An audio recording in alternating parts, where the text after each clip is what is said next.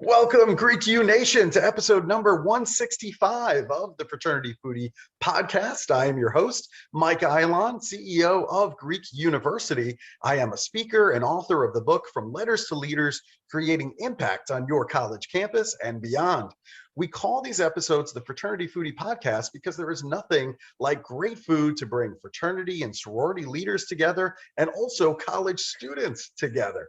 Fun fact, when I got my first job out of college, my priorities were completely messed up.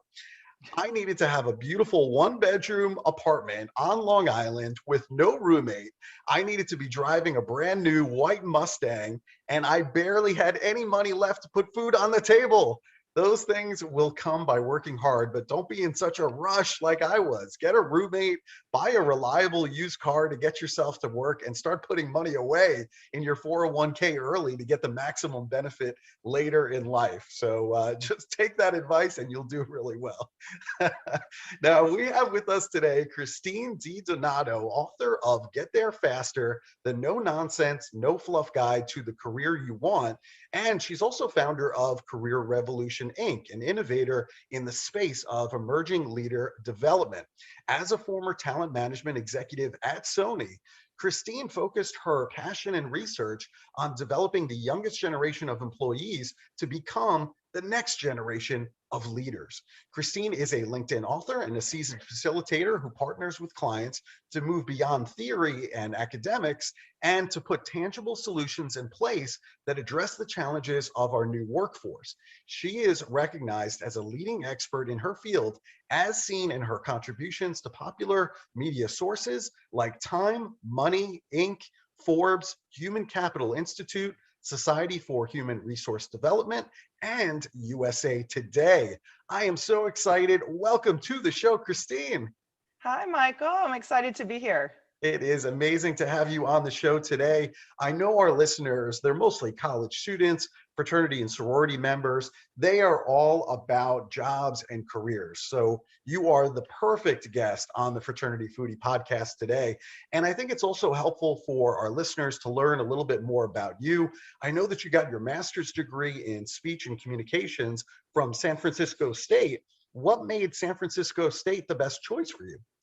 You know, Michael, whenever I get asked that, I'm almost embarrassed to answer it because, I remember graduating college and everyone, or even getting into college the first time, and everyone was really focused on which college they went to and what they were majoring in. I was not that kid.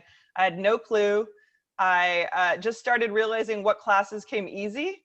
And speech and communication, I would get A's. It felt like little effort. People told me I was really good at it.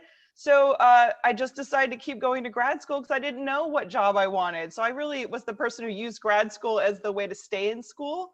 And San Francisco State had a good program, and I was familiar to me. So I wish I had a better version of that story for you.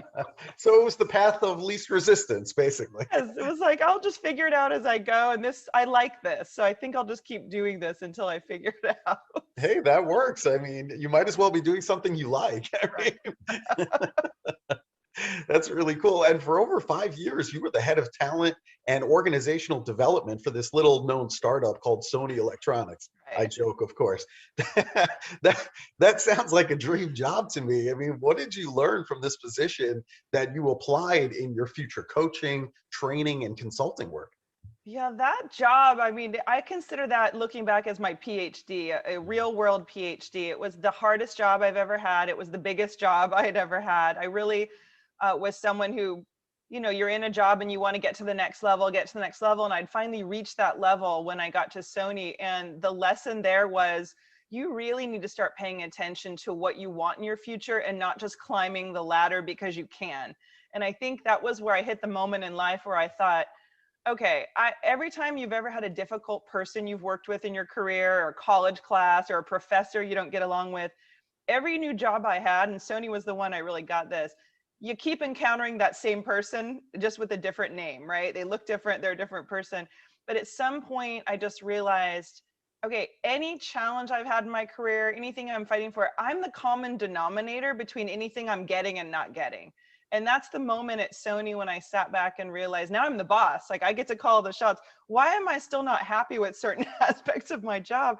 And it just occurred to me like we really need to take control of our careers, and we really need to know who we are inside and what motivates us, not what we think should motivate us or who we think we should be. And that was my, I think that's the biggest lesson I got in those 5 years there. That's really helpful for our listeners. And I think it's also true for my career path as well. So a lot of that really resonates with me. And now you're the founder and president of Career Revolution Inc. So tell us, what do you do there and who are your customers? Yeah, I mean, this is my, it's been my life's passion for the last 8 years. But when I was at Sony and I had worked internally, I was in, the corporate space from graduating grad school through my whole career. I was internal in companies, never had an entrepreneurial job or never thought I'd have my own business. And it just hit me one day that we were paying all of these outside companies to come in and train our employees. And I was the one who was listening to the employees. And there was a moment in time 8 years ago when we were really trying to hire recent college grads. I mean, we had a lot of money going out there to colleges saying, please work for us. And we would get these amazing college grads in the door. We were paying them really well. And then they would leave before their first year. And of course, I was in charge of all this. So I thought, oh gosh, I'm failing here. How come I can get them in the door, but I can't keep them? So then at the same time, I had managers coming in my office saying, who are these kids we're hiring? They're so entitled and they want to get promoted before they're doing the job that we hired them. So when I really listened to both sides, what I came to the conclusion was people are not talking to each other about their real needs. Managers are just making a stereotype. Our college grads, they did want to get promoted fast, but they weren't able to articulate, how they could do that or what value they could bring. So it just occurred to me, I need to solve this. I'm going to be the person that brings these sides together. And that's really what my company does. And so instead of training managers, which we do some of that, on how to coach people or adapt to college grads, I actually teach the college grads the realities of how to navigate in the workforce, what they can say, what they can do. And so we flipped the training model. And the beauty of all this is companies will hire my company to train their newest hires. They're going to make that investment in their employees, which I absolutely love. It's a win-win all around. I like that model. It's really interesting to me. I've done a lot of research on Gen Z, and I will tell you that a lot of what you're talking about is really generational differences. I mean, that's Sometimes, yeah. ultimately what we're talking about. And I think there's a lot of misunderstanding out there. I think that managers tend to maybe confuse millennials and Gen Z. They Yeah. might not know the differences there. I will tell you, as somebody who works with college students every single day and speaks to them at least once a week, and also my kids are Gen Z, so I have a lot of experience working with them directly on a daily basis. I will tell you that Gen Z is the most driven generation that I've ever seen. Yeah. And when people, come with those stereotypes like you were talking about, and they're like, oh, the young generation, is lazy or entitled or whatever they want to use. I'm like, I don't know what you're talking about, but I love working with today's students because they are so driven. And I think if you give them the resources that they need to be successful, they're going to do amazing things with that information. So, Absolutely. I'm really happy Gen Z is here, to be honest with you. I am too, Michael. And what I've come to the conclusion is that this is why I focus on the individual and not so much the company, because the company has large investment dollars to grow their workforce, but the piece that's been missing is this human factor. What I find is that our recent college grads, they have huge student loan debt for one. They're spending a lot of time in school. They're coming out and, I mean, no secret, the world's pretty chaotic right now. Mm. It's confusing, it's changing every minute. The world that they're coming out in is different than when their parents came out, right, of college. And the realities they're facing are very different. And I think the workforce is trying to catch up, and they are. I really see companies catching up and getting this now. But I think a lot of managers who are maybe a little bit older, they're just making some assumptions that people are going to have the same career path they did, but that path doesn't exist for most people. Hmm. They don't have the guarantees and the stability that older generations had. So we have to be empathetic to say the world they're in is different. They do not have predictability. There is no clear career path for most people. Companies cannot support, every 2 years I'm going to promote you and here's what you're going to make. They don't know. So they're basically like, hey, work for us and we'll just see what happens, right? So then Hmm. our newer generation has to respond to that. They have to be almost free agents in a way. Totally agree. And I think, no generation is necessarily any better or worse than the other. Yeah, I just think we need to understand why they believe what they believe. absolutely. And, ultimately, when I think about, our grandparents and things like that, yeah, I mean, they stayed at one company for 20, 30, 40 years. They had a pension. I mean, what's a pension now, right? We don't even know what that is anymore. Right.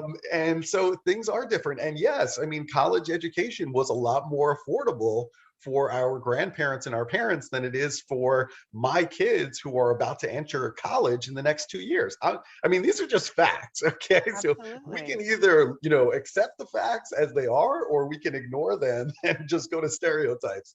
I mean, the choice is yours. But Right. yes, it is a very, very different world out there today. And so I think, we have to have a little bit of empathy, I think, Absolutely. into the realities of today.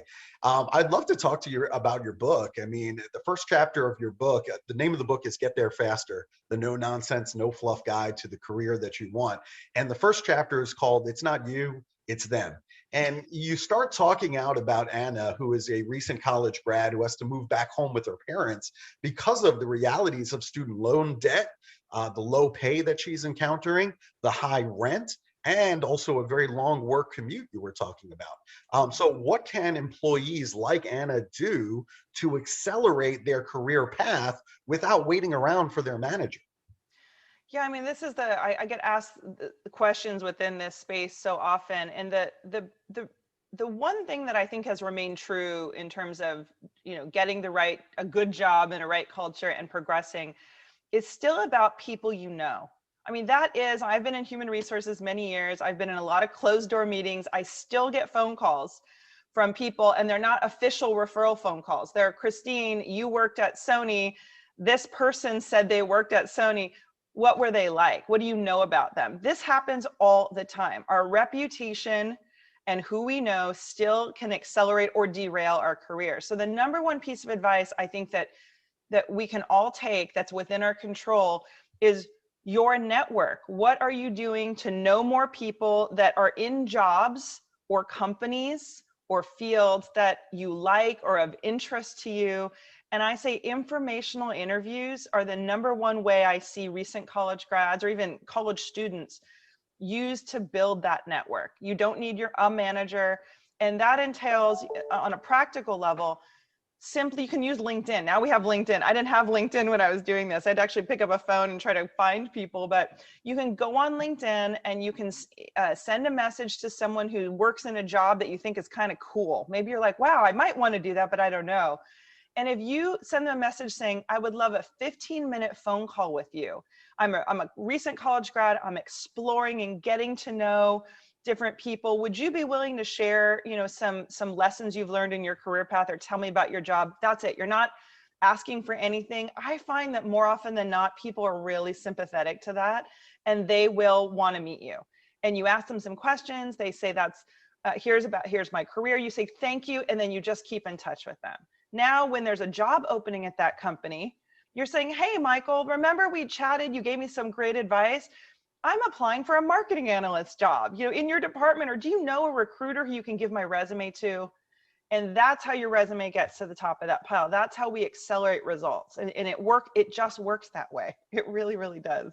That's a great strategy. And I tell you what, I'm going to get myself in trouble now, but I will say that if I got a message like that from a recent college grad that they wanted to do a 15-minute informational interview, I would drop everything and I would get that on my calendar. I mean, it Yeah. might not be today just because my schedule is so chaotic and I'm Uh-huh. traveling around on stages all over the country. I might be in an airport, might not be the right environment, right? Right. But I will get back to them and I will set up a time to meet with them. And I think LinkedIn is a great tool. I wish I had that when I was in college. It didn't exist. And Twitter, I think, is another great tool for you to Yeah. do research in terms of hiring managers, maybe at a company that you're targeting. It's a great way to find people who work for various companies that you'd like to work for, and just get more information about the environment at that company. What they like best about their job, are there job openings, all of this stuff that you're kind of curious about. I think Twitter is another untapped resource. But Yeah, and then the best question everybody misses is once you have, if I had you on the phone, Michael, and I'd say, thank you so much, Michael.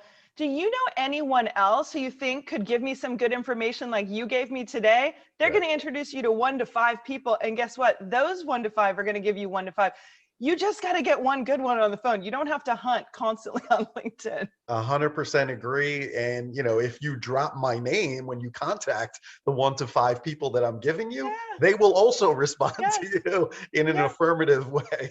Yeah, and then they believe you are high potential because you are being Yes. proactive. So now they see you as someone they want to refer, which Right. is it's like a nice positive domino effect that you get. Yeah, this is really gold. I hope that our college students are really listening, because Christine is giving you absolute gold right now.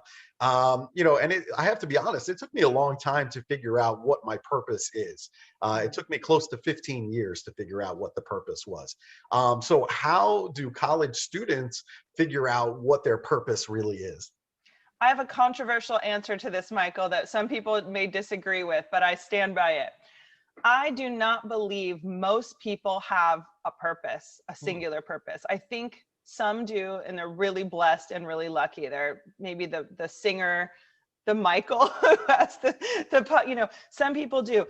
I have found people driving themselves absolutely crazy into older years of their life saying, I never found my purpose. So the way I look at this, excuse me, is that if you are someone who does not feel that they have this one thing, this one calling, instead follow your curiosity, because the world is changing so fast. And then the other piece of that is if you can get really clear on what your natural strengths are, and those aren't things you've learned, right? They're those things that come innate to us, the things that we are energized when we do. And look at the highest level of those. It's when I'm coaching other people, or when I'm solving problems, when I'm finding the needle in the haystack, or making something perfect, those detail-oriented people. If you can label those, then what you're saying is, I want to do work that enables me to do those things more often than not. You will be exponentially more successful with that approach. And then sometimes by letting go of the one purpose, you will find something because you're following curiosity, and then it sneaks up on you. You're like, Mhm. wow, I'm super passionate about this. Let me follow that stream of energy and see what happens. Yeah. And that's going to change. I mean, I think that's the biggest thing that I can say, is that, there is no direct path to success or a direct No. path to your purpose. I wish there was. There isn't. I've taken a lot of wrong turns, Me right? too. And I'm like, oh, that was a wrong turn. I need to get back onto the path, right? And so, there's really no shortcut. You just have to kind of go through it, and eventually you'll find your way. And Yes. I did that after a lot of wrong turns. So there is Oh, no Michael, direct I've made so many wrong turns, I can't tell you. path. But you learn from them and you say, okay, now I know what I don't want to do. That's a Right. wonderful lesson as well. I agree. I completely agree. So, all right. So let's assume for a moment that one of our listeners does figure out what their purpose is, Hmm. right? It could be direct, or it could be totally by accident. They figure it out eventually. So, how do you make a big career pivot from what they were doing before to Mm. now their purpose?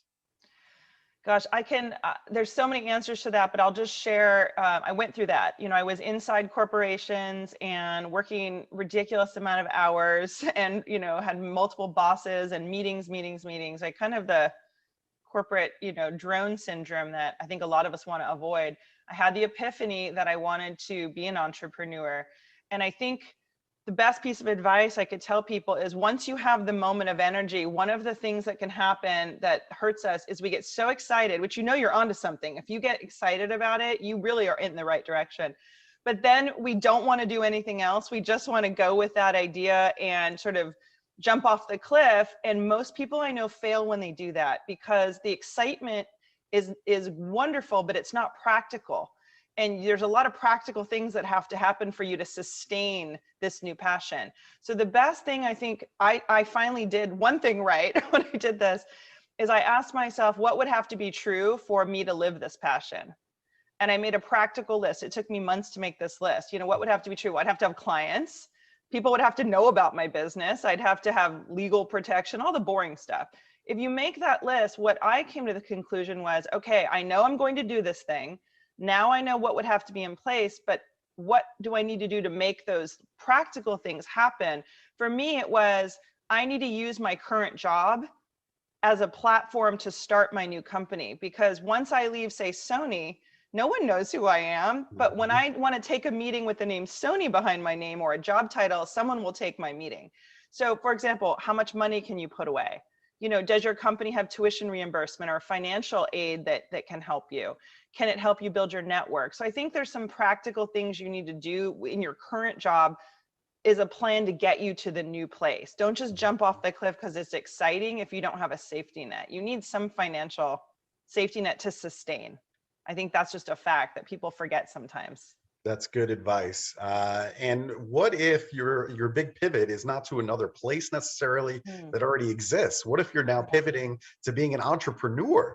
I mean, how do I transition from my current job to now being an entrepreneur and starting a brand new business? Yeah, I think it's along the same lines. So I know when I did that, I had to ask myself, what would this new business need to be successful? And like, for example, I need a website, I need a name, I need a logo. So then I thought, what are all the things I can get done while I still have my paycheck from my current job, right? And I think that's key is, okay, I can fund this job is going to fund a web designer. It's going to fund, or I'm going to work nights and build it myself. Now there's really great tools to do all this yourself. And then how much money do I need in the bank to begin this new venture that is totally unknown? And how can I save that money? What do I need to do? Do I need to sell clothes from my closet, not take a vacation, bank my PTO and cash out? All that you have to do some trade-offs, I think, to get there and have a plan. Have a plan to do that. I think that's the biggest thing people forget. That's exactly what I did. I started the business at night and on the weekends. It was a web design and search engine optimization company. And it was just kind of like a hobby for me, something that I enjoyed doing. And, you know, at night and on weekends, I would help friends and other local businesses get a presence online.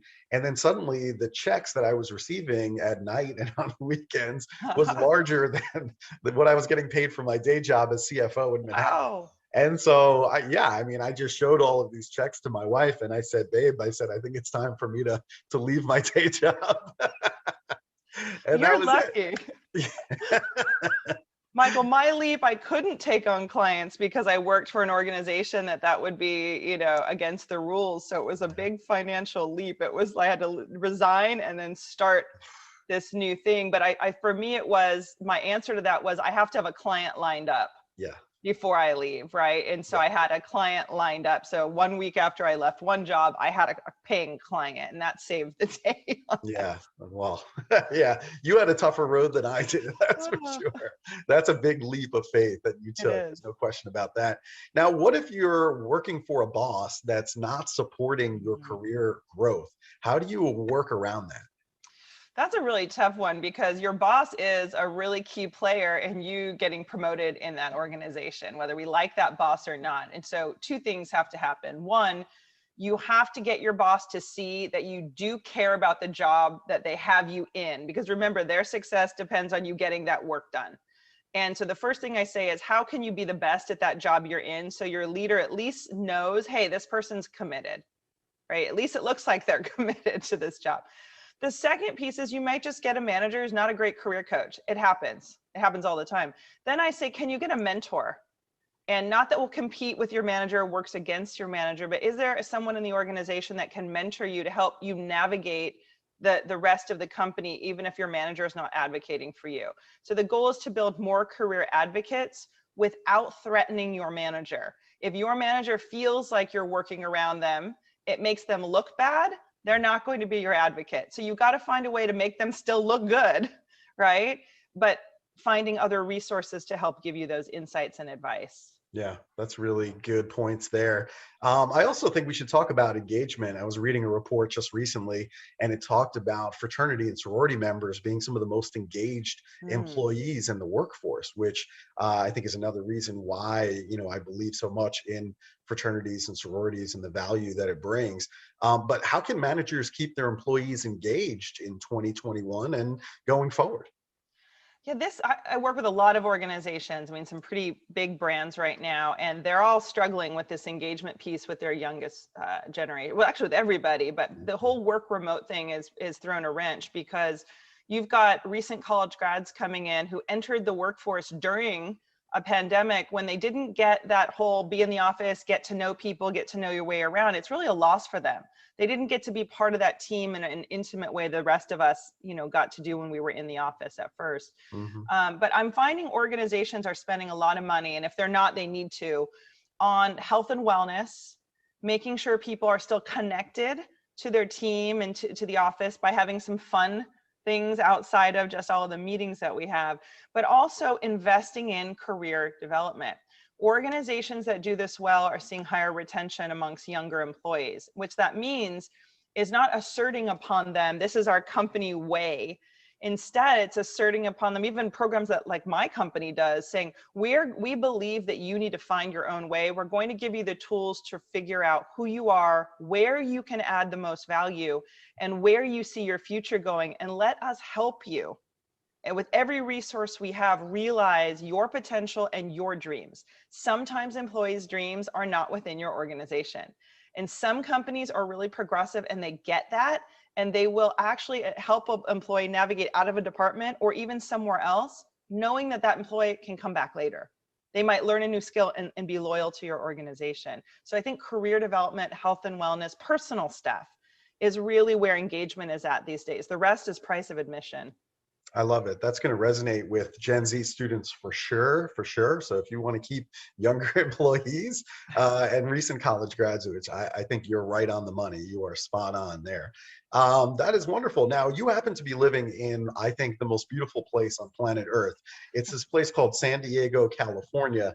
And they don't have a single bad day. I don't think 365 days a year. It might be a little bit cloudy this morning, Christine, but I promise you, later this afternoon, it's going to be sunny. Okay? Probably. Probably. And there's really good food in San Diego because I've been there many times, and the restaurants are amazing. You got seafood options. I mean, you got everything over there. And we love good food at Fraternity Foodie. So, what's your Mm. favorite restaurant in town these days? I absolutely love eating out, and I have to tell you, San Diego's gotten better. It was not great when I first moved here, because I'm from the East Coast and then San Francisco, so I'm used to really good food. But there's two places that I think are superb here. One of them is called Underbelly, and that is in our Little Italy area. And it's just, not only is the food really good, but the atmosphere, the playlist they have, it's just one of Yeah. the coolest places I think I've been in San Diego. The other one is Bona Forchetta. And I'm Italian, and so I bless the pizza. I will tell you it as legit good Italian pizza officially.